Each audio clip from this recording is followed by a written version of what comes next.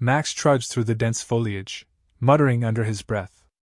Xyla Prime was supposed to be a quiet mission, yet he'd been assigned to scout this wild, humid jungle alone. His uniform stuck to his skin, and he cursed the heat, wishing he could strip down. Suddenly, movement caught his eye, figures, tall and powerful, emerging from the greenery. He blinked. The warriors before him were unlike anything he'd seen, towering women, muscular and poised, with armor that was both minimal and intricate, all etched with alien symbols. They eyed him with intense curiosity, sizing him up as if he were an animal they'd never encountered. He stiffened, offering an awkward salute. Hey there. I'm, Private Max. Silence. Then, one of them, a leader by her stance, stepped forward. Her gaze traced over his face and down his uniform, puzzled yet fascinated. Your face is strange. Covered. She gestured toward his beard.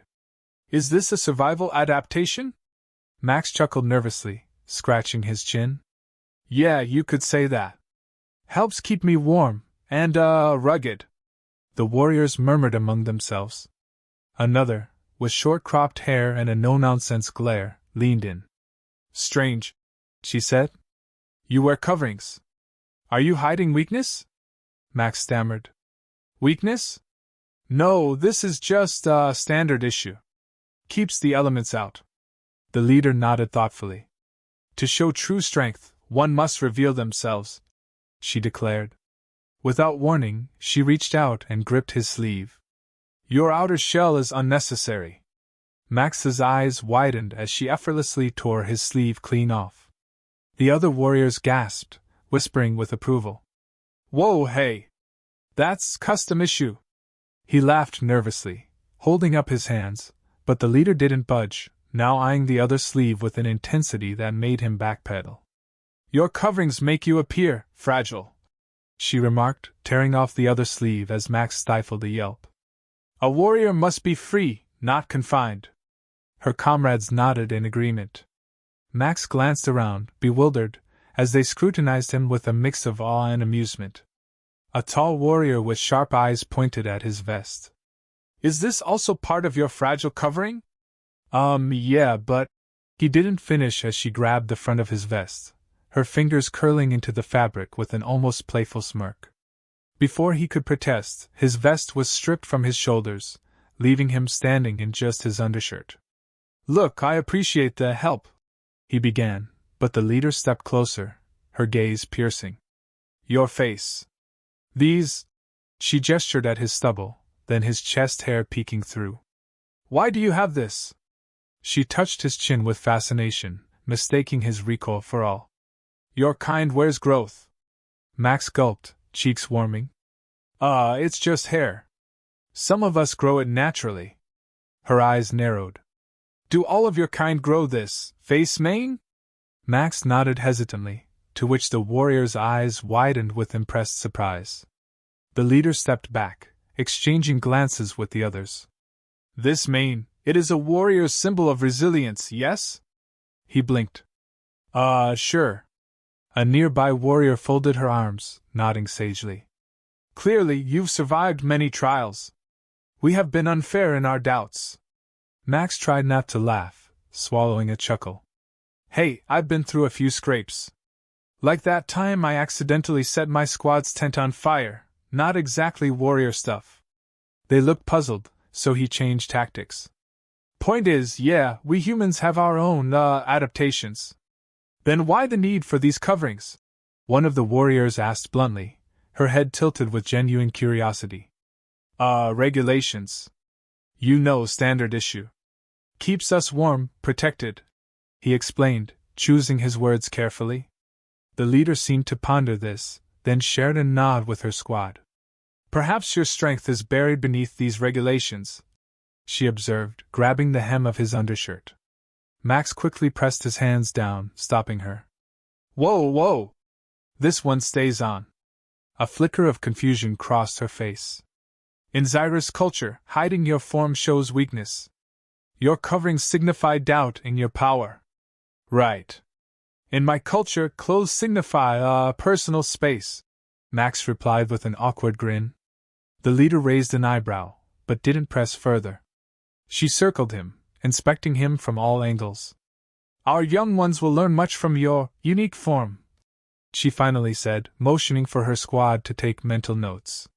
Max tried to keep his composure as they murmured, stealing glances at his exposed arms and beard with curiosity and admiration. One warrior even whispered to another, "His arms may lack size, but his mane speaks volumes."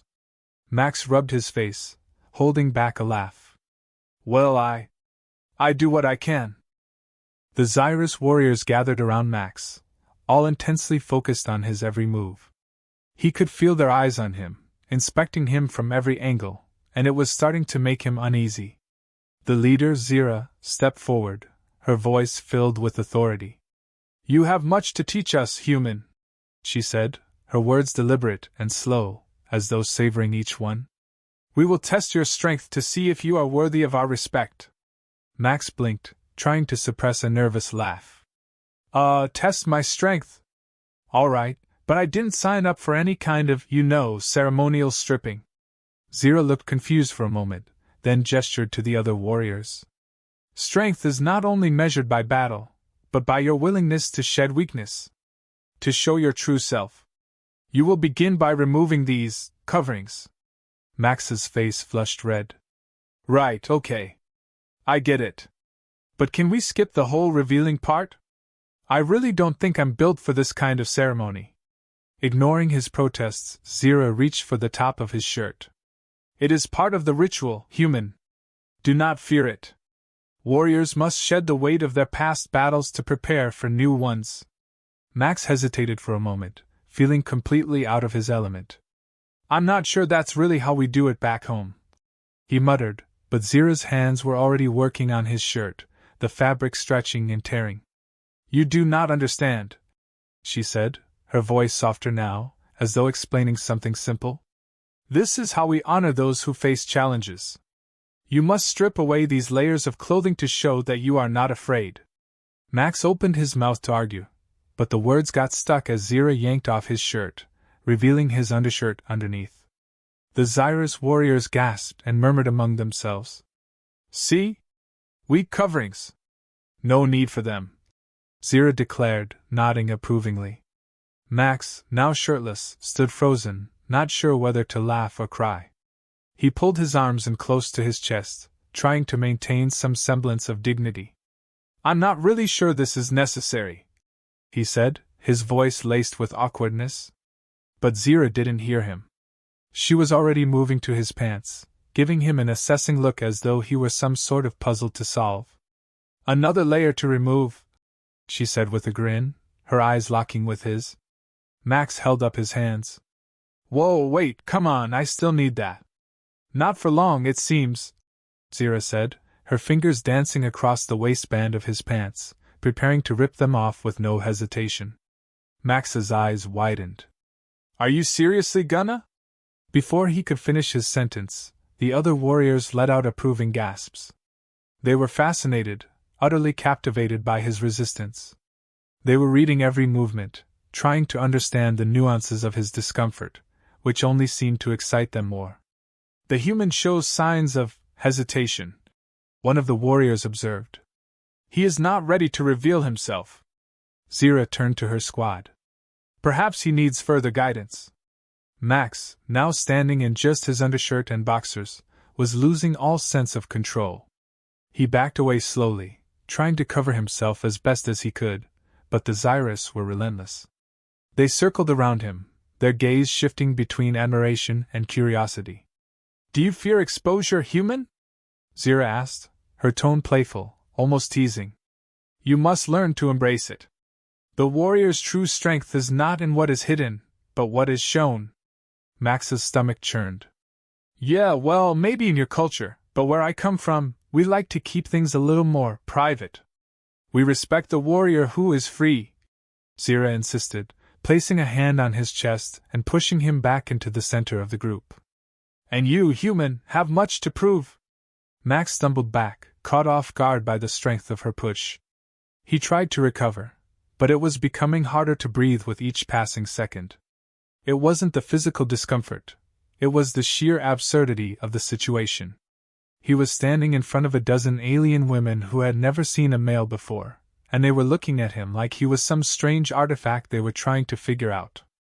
"I'm really not sure I'm cut out for this kind of thing," Max muttered to himself, but the Xyris weren't listening. They were too busy making observations. "His chest is less defined than ours," one of them noted, squinting as she appraised his physique. Another chimed in.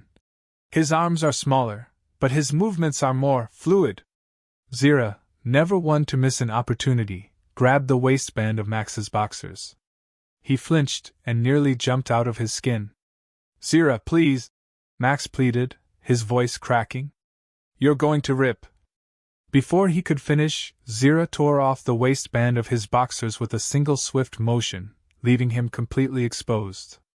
The warriors gasped in unison, their eyes wide with awe and curiosity. Max froze. His mind raced. He could feel the heat of their stares burning into him, and his body was suddenly aware of every single imperfection. His face flushed with embarrassment. "Ah, yes," Zira said with satisfaction. "Now you are free. You are strong." Max, now standing completely bare before a dozen alien women, felt like he was going to die from sheer embarrassment. He crossed his arms over his chest, trying to hide himself as best he could, but it was no use. They were fascinated, completely captivated by him, and there was no way out. "Well, this is fun," Max said, sarcasm dripping from his words. "Glad we could share this moment." Zira looked at him with newfound respect. "You will teach us much, human. You have proven your worth by shedding your weakness." Max groaned inwardly. "Yeah, that's exactly what I was going for." Max stood in front of the Xyris warriors, now fully exposed, feeling more vulnerable than he ever had in his entire life. Every movement he made seemed to be analyzed, every twitch of his body observed with a mix of awe and confusion. It wasn't just the physical exposure, it was the way they stared at him, as if he were some strange puzzle they couldn't quite solve. Zira, the leader of the group, took a step closer, her eyes narrowing as she studied him. "There is strength in your form," she said, her voice thoughtful, as though she were contemplating something deeper than just his body. Max, still trying to maintain some semblance of dignity, stood there stiffly, arms crossed over his chest. "I'm really not sure what you think you're learning here," he said, his voice tight with a mix of frustration and embarrassment. "I'm just a guy, you know? Not some specimen to be studied." Zira raised an eyebrow. "A guy? What is this guy you speak of?"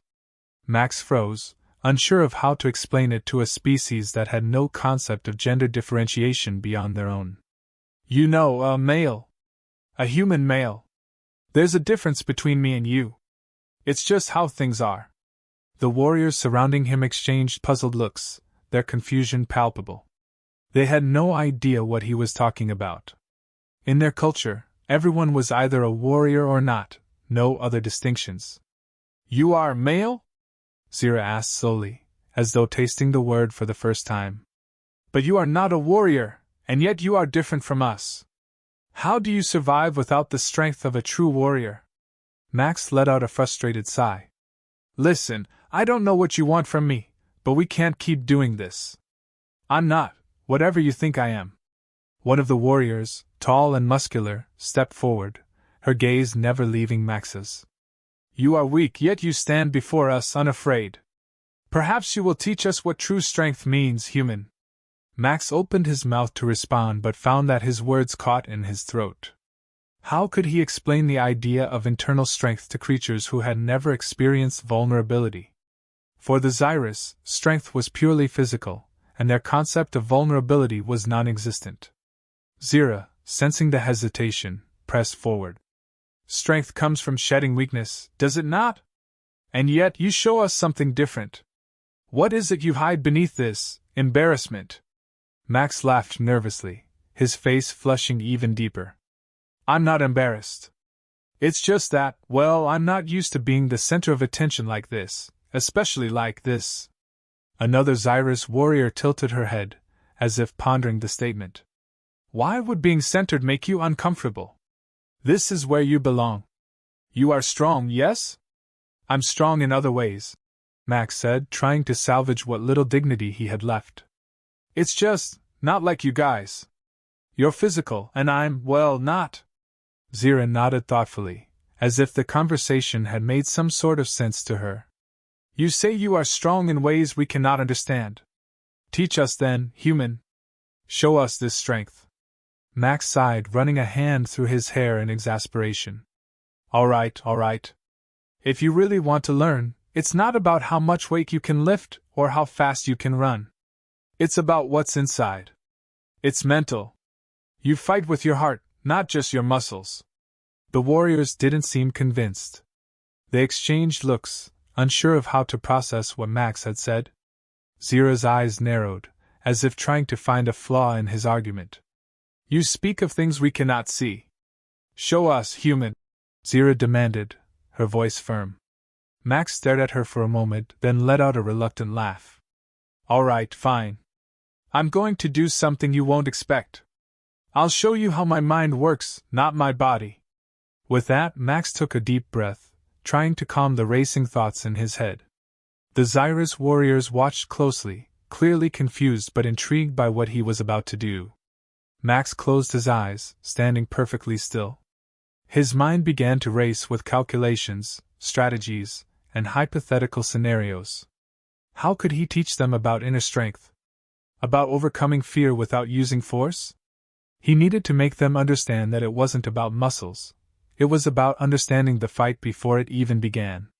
I'm going to show you a fight, Max said, still with his eyes closed. But I won't lay a hand on any of you. The warriors exchanged skeptical glances. They were used to physical confrontation. Combat was their way of life. What Max was proposing seemed impossible, but their curiosity kept them rooted to the spot. Max's voice dropped, becoming calm and steady as he spoke. In the heat of battle, your body will falter. It's inevitable. What sets a true warrior apart isn't their ability to keep fighting, it's their ability to outsmart their enemy before the battle even starts. With that, Max began to explain the basics of psychological warfare, about reading an opponent's body language, anticipating their next move, and using their own tactics against them. He spoke of strategy and deception, of the power of misdirection. He explained how to win without throwing a punch. It was all about perception, about understanding your opponent's weaknesses, and using them to your advantage. The Xyrus listened intently, their faces a mixture of confusion and awe. They had never encountered this kind of thinking before. In their world, strength was synonymous with physical dominance, but this was different. This was a battle of the mind. When Max finished his explanation, he opened his eyes and looked around at the Xyrus warriors. They were all silent, processing what he had said. Zira stepped forward again, her expression one of deep contemplation. Your words are powerful, human, she said slowly. You speak of a strength we cannot see, but perhaps it is more dangerous than any physical weapon. Max smiled slightly, relieved that they were starting to understand. It's not always about fighting. Sometimes, the greatest strength lies in knowing when not to fight. Zira nodded, her gaze unwavering. We will learn from you, human. Perhaps this mind you speak of is the true weapon of the warrior. Max couldn't help but feel a sense of accomplishment. He had, in a strange way, managed to bridge the gap between their world and his. The Xyrus might never fully understand human emotions or intellect, but at least they could appreciate the strength that came from thinking, rather than just fighting. Still, Max couldn't shake the feeling that he was somehow out of his depth in this strange, alien world. But for the first time since his arrival, he felt like he was starting to make sense of it all. Max stood facing the Xyrus warriors, feeling a strange mix of triumph and anxiety. They had listened to his explanation about the power of the mind, of strategy over brute strength, and for the first time, they seemed to consider him more than just a weak, confused human. But now, it was time to test the waters further. He could sense the tension in the air, the warriors waiting for him to either prove his words or fail miserably. Zira, the leader, was the first to speak. You claim that strength comes from within, from the mind. But can your mind defeat what is physically stronger? Can you survive against the power of a true warrior? Max looked her in the eye, his heart racing. This was the moment. His entire argument hinged on whether they were ready to understand that strength wasn't just about raw power. I think you already know the answer to that, Max said, his voice steady despite the butterflies in his stomach. It's not always about who's stronger in the moment. It's about who can adapt, who can outsmart their opponent. The warriors seemed to ponder his words, exchanging glances. Zira raised her hand, signaling the others to step back. The air was thick with anticipation. Max wasn't sure what was about to happen, but he had the strange sense that this was a test of some kind. I will show you how to survive, Max said before adding with a grin. Without lifting a finger. A few of the warriors scoffed at his bravado, but the intensity in Zira's eyes told him she was curious, maybe even excited to see what he could do. She wasn't one to easily be outsmarted, but Max had already proven that he wasn't just another human. There was something different about him. Something unpredictable. Max felt the pressure mounting as the Xyrus warriors waited. His mind raced, thinking of ways to manipulate the situation, to turn the tables in his favor. He needed to think quickly. His body wasn't his strongest asset here. But his words and tactics could be. He gestured to a large boulder nearby, a piece of terrain that would make a perfect obstacle. All right, Max said, taking a deep breath. Imagine this is an opponent, a massive, powerful warrior who's charging at you. If you try to fight head-on, you'll be crushed. But if you think about the situation differently, you can avoid the confrontation entirely. He moved swiftly, demonstrating the fight in his mind. Max began by circling the boulder, using it as cover. He ducked low, pretending to hide from an unseen force. You don't need to confront your opponent head-on. Use the environment. Use misdirection. The Xyrus warriors watched him closely, some of them clearly baffled, while others nodded as if beginning to understand the concept. Max kept going, speaking quickly as he continued his demonstration. You feign weakness, make them think you're vulnerable. They'll charge at you, but the trick is in the timing. Max continued, his voice growing more confident. At the right moment you'll pivot, use their own momentum against them. All you need is a single opening. Max illustrated his point by swiftly ducking behind the boulder and pretending to brace himself against an incoming attack. He then dodged, at the last second, rolling out of the way as if the invisible attacker had run right past him. Boom! He said, snapping his fingers. You've won. The powerful warrior runs right past you, out of breath and confused. Now you can make your move. The Xyrus warriors were silent for a moment. Max glanced up, watching their expressions change. They were starting to get it. Zira stepped forward, her face unreadable. You say your mind is your weapon. And now you show us the strength of strategy over power. But tell us this, human, can this strategy save you when the fight is real? When there's no escape? Max didn't hesitate. That's the whole point, he said, locking eyes with her. In a real fight, there's always a way out. You just have to find it. And if you can't, you improvise. The warriors exchanged looks, their previous skepticism fading. They were clearly intrigued now. Zira's gaze softened, just a little, but it was enough for Max to know that she respected him, if only a little more than she had before. But can your mind handle the true test of strength? Zira asked. The battle where escape is not an option, where there is no way to run. Max's pulse quickened. He knew this was the real test, the challenge that would determine whether his words had any value. I think it can, he said, his voice firm. But I don't know if I can prove it to you. Not here, not like this. Zira seemed to consider his words for a long moment before nodding. Then we shall test you. Not with strength alone, but with the strength of your mind. The warriors circled him, closing in. Max had no idea what was coming next, but he stood his ground. The lesson was clear. Sometimes the greatest challenge wasn't physical strength, but the ability to remain calm, to think when everything else was chaos. It was a test of his mind, his ability to hold on to the principle he had been preaching. For a split second, Max felt the weight of the situation. His body was weak, his hands still trembling slightly from the adrenaline coursing through him. But in that moment, he remembered the words he had spoken to them. Strength wasn't just physical. It was about outsmarting the opponent, using the environment, adapting, thinking ahead. As Zira and the other warriors began to approach, Max braced himself for whatever challenge they might throw at him. But instead of panicking, he focused on staying grounded, on thinking through every possible option. "Your move," Max muttered to himself, preparing to meet whatever came next with the clarity and calm he had been trying to teach them. The Xyrus warriors, seeing his resolve, paused for a moment. Max could feel the weight of their gazes, each one weighing him, measuring his worth. They weren't just testing his mind, they were testing his spirit. And in that moment, Max realized that his survival here, his success with the Xyrus, wasn't about showing them he was stronger or smarter.